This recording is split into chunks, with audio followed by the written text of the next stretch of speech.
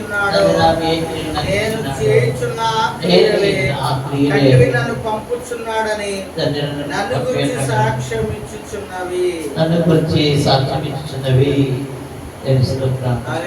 కాబట్టి ఆయన యేసు ప్రభు ఒకసారి మనం ఆలోచిస్తారు.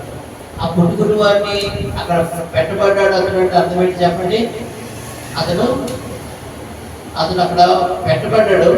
కారణం ఏంటంటే ప్రభు రాబోతున్నాడు కదా. చూసారా, అంటే ప్రభు వచ్చే కాలంలో అతను పుట్టున్నాడు. చూసారా, అంటే యేసయ్య అద్భుతం చేయాలంటే అతను పుట్టుకుంటువాడే ఉండాలి. అక్కడ పుట్టుకుంటువాడిని కానుకొని తెరవాలంటే అక్కడ ఎవరు ఉండాలా?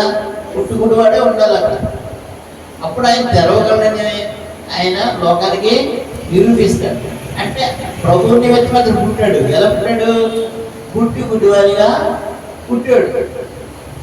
అతను దోషము పాపం అంటే అది అర్థం లేదు. ప్రభు అదే చెప్తున్నాడు. అతను పాపం చేయలేదు, అతని దగ్గర కూడా పాపం చేయలేదు. దేవుడు బయటపడు దేవుడు అంతా పూర్తించాడు.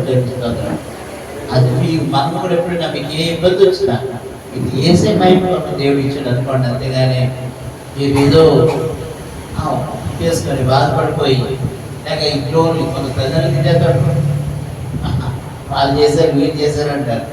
మా నాన్న మాకు ఆస్తి ఇటువంటి రోజు ఎలా కొడుతున్నాం అంటారు. ఎన్ని అనుకోకూడదు. మీరు మనం ఏమైనా అది ప్రభు నిమిత్తమో అయ్యన్నా. మనల్ని చేసేది ఎవరు? ప్రభు. మనల్ని నడిపించేది ఎవరు? యేసయ్య. ఆయన చిత్తం అయితే మనకి ఈ స్థితి ఉండదు. ఆయన పెట్టాడు. ఆయనకి ఇష్టమైతే పొద్దున్నానికి మనం ఎవరు?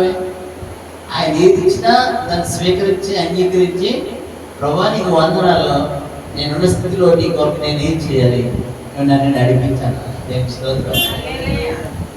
అప్పుడు బలా నమ్మకమైన మంచి తెలుసిన ఈ కొద్ది వాటిలో నువ్వు నమ్మకం ఉన్నావు, నేను గొప్ప వాటి మీద నేను నియమిస్తానంటాడు దేవుని. అలా చేస్తానని ఆయనే చెప్పాడు, మనం చెప్పుకోవడం కాదు. 10:25 ప్రభు చెప్పాడు కదా. కనుక అదే నెరవేరుతుంది పొద్దున్న జరిగేది కూడా. అందుకని మనము ఏమైనామని లోకం వైపు చూసి మనము అధైర్యపడవద్దు. యేసయ్య వైపు చూసి మనం ఏ స్థితిలో ఉన్నాము దానిని ఆయన మహిమాత్మని నడిపించగలిగే వాడుకునే దేవుడు యేసుక్రీస్తు ప్రభువారు. పరలోక రాజ్యంలో ప్రతిఫలించే దేవుడు యేసుక్రీస్తు ప్రభువారు కనుక ఆయన వైపు